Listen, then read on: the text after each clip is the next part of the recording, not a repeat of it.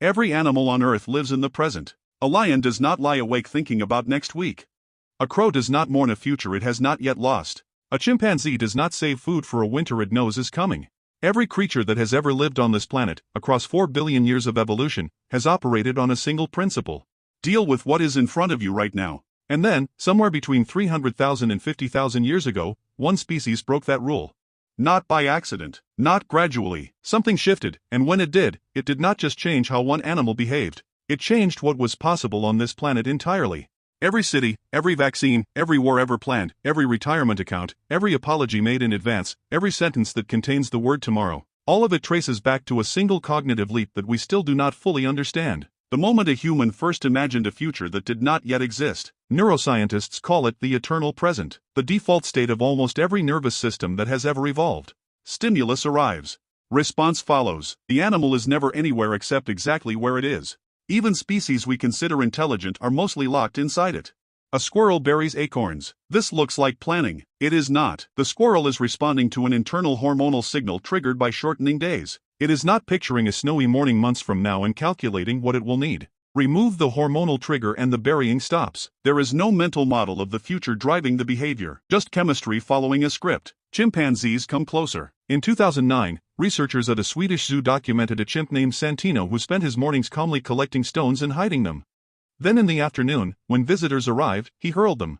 He was gathering ammunition before the provocation existed, before there was anything to be angry about. This caused genuine excitement in the scientific community because it looked like anticipatory planning, and it was, in a narrow, specific, context-dependent way. But Santino never once prepared for a situation he had not already experienced. He rehearsed a known pattern. He did not invent a scenario that had never happened and prepare for that. That is the line. And humans are the only species that has ever crossed it. The fossil record does not preserve thoughts, but it preserves the evidence of them. For most of human prehistory, stone tools look almost identical across hundreds of thousands of years. The Oldowan toolkit, a basic set of sharp-edged stones, barely changed for 1 million years. Then, starting around 300,000 years ago, something accelerates. Tools become specialized. Different tools for different tasks. Hafted spears that require attaching one material to another, a process that serves no immediate purpose and only pays off later during a hunt that has not yet happened. Ochre, a red pigment, starts appearing at campsites far from where it naturally occurs.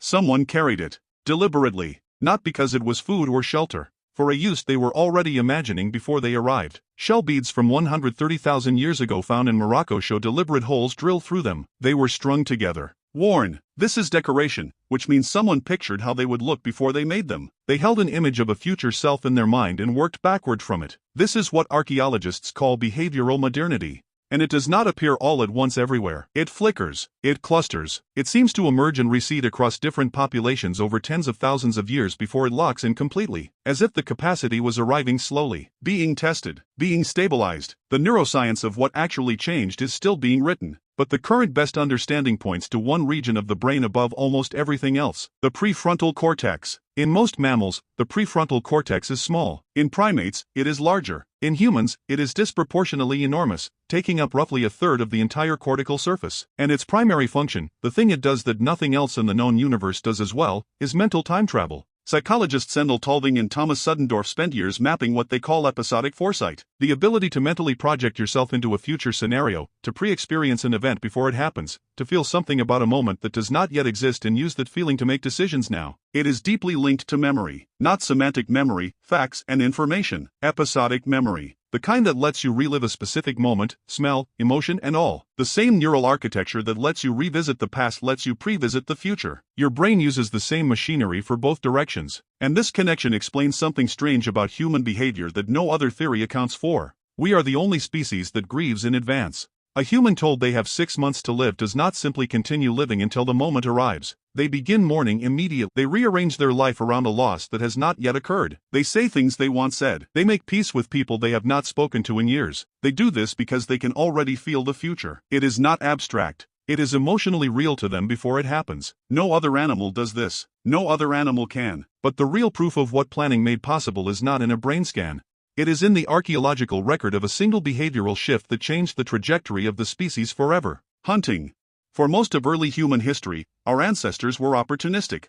They scavenged, gathered, took what was available.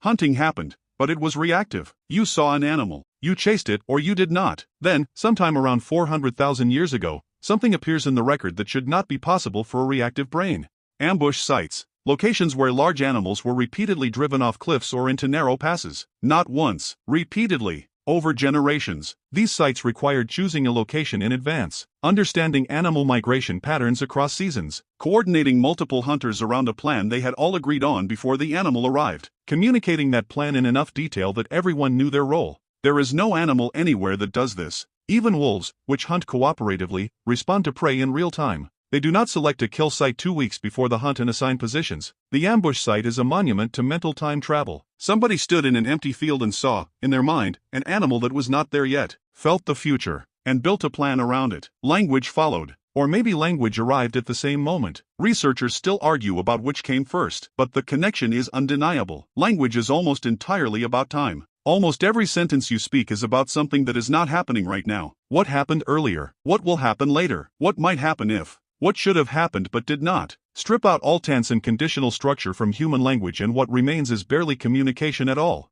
The linguist Derek Bickerton argued that the explosion of complex language in the human lineage was not driven by the need to describe the present. Animals communicate about the present just fine with signals and calls. Language was driven by the need to describe the absent, the not yet, the might be. We built language to talk about time, because once you can imagine the future, you desperately need to share it with other people. A plan held in one mind is fragile. A plan shared across 20 minds, argued over, refined, committed to, is something else entirely. It is the first institution, the first organization, the first society. Every structure humans have ever built, literal and metaphorical, begins there. There is a cost to this, and it is one we pay every single day. The same machinery that lets you plan for the future lets you dread it. The prefrontal cortex that runs your retirement savings also runs your anxiety. The mental time travel that made ambush hunting possible also makes it possible to lie awake at 3 a.m. rehearsing a conversation that has not happened yet, grieving a loss that may never come, replaying a mistake from 7 years ago as if it were still occurring. The Hadza man napping in the afternoon shade is not doing this. The chimpanzee is not doing this. The squirrel is not doing this. Only you are doing this, because the future is not real. It is a model your brain constructs and inhabits as if it were, and that model runs continuously whether you want it to or not.